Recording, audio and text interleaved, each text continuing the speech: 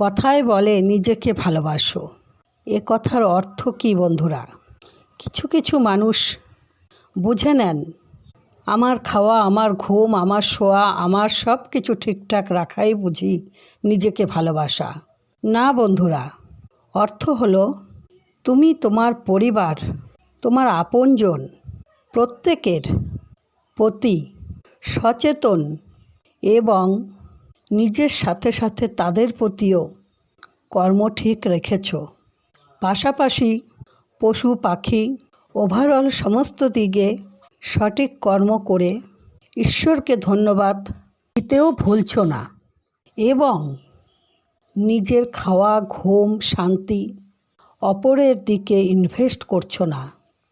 নিজেকে ঠিক রেখে সব ঠিকঠাক করছো। এটাকে বলে নিজেকে ভালোবাসো। নিজেকে ঠিক রেখে সবাইকে ভালোবাসছো।